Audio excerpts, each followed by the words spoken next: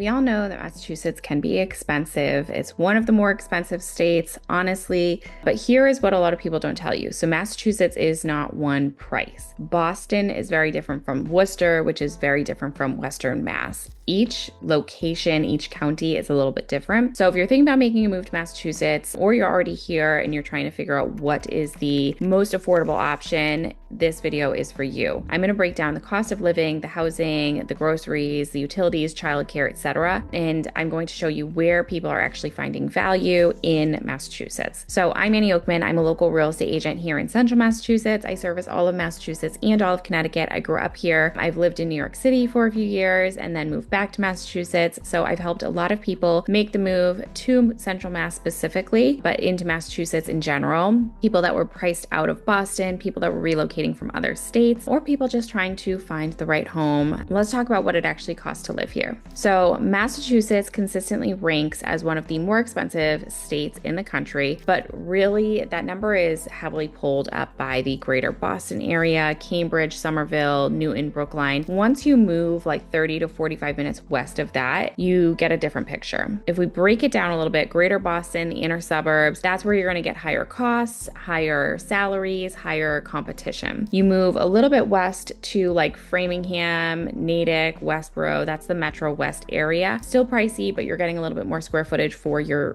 dollar. And then you move to Central Massachusetts, that's Worcester, Auburn, Shrewsbury, Grafton, those towns. Significantly more affordable than the Metro West and greater Boston areas, and you've definitely got more space there as well. And then you're moving farther west, that's Pioneer Valley, Western Massachusetts. That is even more affordable, but you've got fewer jobs. So you're kind of like weighing affordability based on your location. So where you live in Massachusetts really matters just about as much as the state does itself. So housing is of course the biggest line item for a lot of people. So if we start with housing and the cost of housing, Boston, the metro area, the median home price in Boston has gone over $1 million.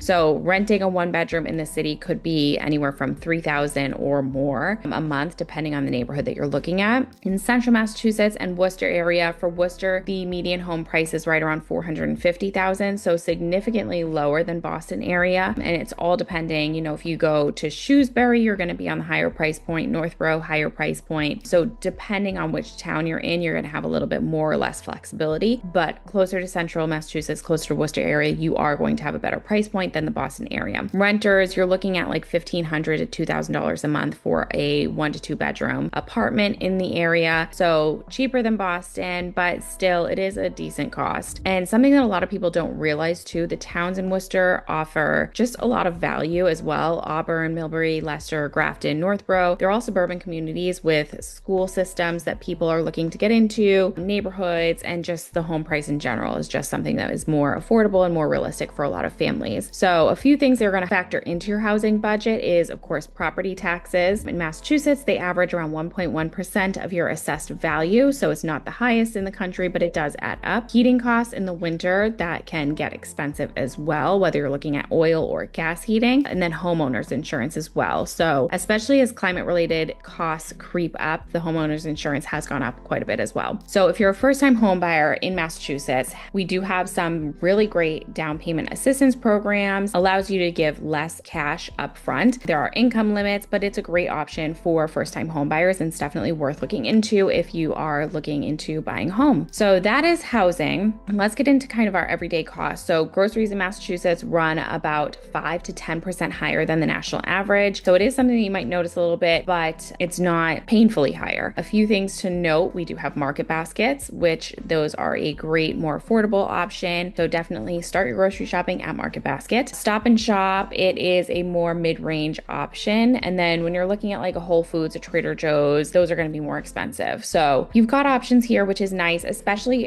if you're in a place like Northborough or Auburn, which are great towns for commuters, and just you've got so many options right around you. You've got grocery store within every 5 minutes in any direction. So certain towns have those options, whereas if you're out west, you're going to have less options. Even towns like Princeton, you might have to go 10 to 15 minutes before you get a grocery grocery shop. So it'll kind of depend on where you're located, but you do have options. And then dining out, of course, in Boston is more expensive. Central Mass, you're going to have more variety and probably better affordable options, but dining out in Boston is going to be expensive. Gas prices in Massachusetts tend to run slightly above the national average, but they're not as bad as California, so positive. All right, let's talk about utilities. Electricity, Massachusetts electricity rates are one of the higher ones in the country. Average monthly electrical bill runs somewhere between $125 to $175, and of course higher in the summer if you're running an AC, higher in the winter if you have electric heat. So if your home uses oil heat, which is still common in a lot of New England homes, you've really got a budget for it. So a full winter could be like $1,500 to $3,000 depending on your home's efficiency, the size of your home, and fuel prices for that year. So natural gas is a bit more stable. It's generally more cheap or more affordable, but just a lot of homes still have oil here in the area. And then water and sewer varies by town, could be $50 to $100 per month if you're connected to town water and town sewer. So if you're buying a home here, I always encourage buyers to ask for a list of utility bills or a general idea of utility costs for the past year so that you have an idea of how well your home is performing and what you can expect to pay for the year in utilities. If you have kids, childcare is going to be one of the biggest costs that you deal with in Massachusetts and one of the higher costs as well in the area. So full-time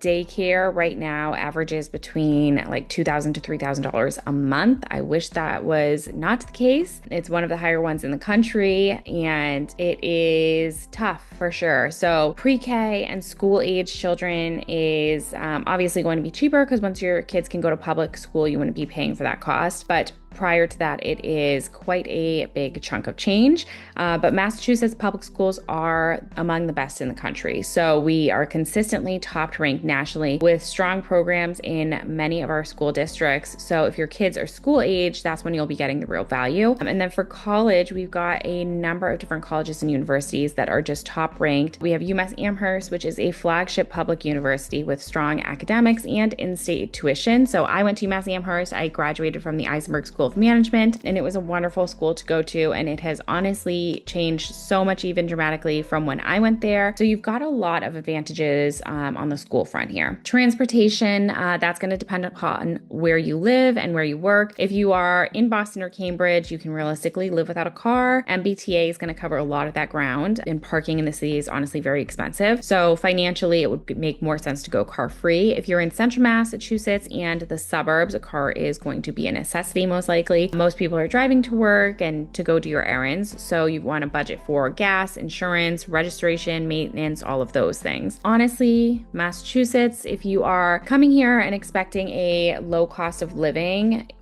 that's not the case. Boston and Central Mass, they're both going to be very different. Western Mass is going to be even more different. So for a lot of the families that I work with, people who grew up here, people relocating from other metros, people that are looking for good schools or safe neighborhoods or community, whatever it may be, Central Mass is a really great option for a lot of these people. So Central Mass is a really good option for a lot of people. You get a lot of what makes Massachusetts really wonderful without having to pay those Boston prices. And you can still get into Boston within 45 minutes or less than an hour, depending on where you're located. So it's a great area to take a look at. If you have any questions about Massachusetts in general, I'm here to help you through the whole process, here to answer any questions that you may have. And I would love to chat with you about relocating if that's something you're thinking of. So if you have any questions, reach out. All of my info is in the description below, and I look forward to chatting with you.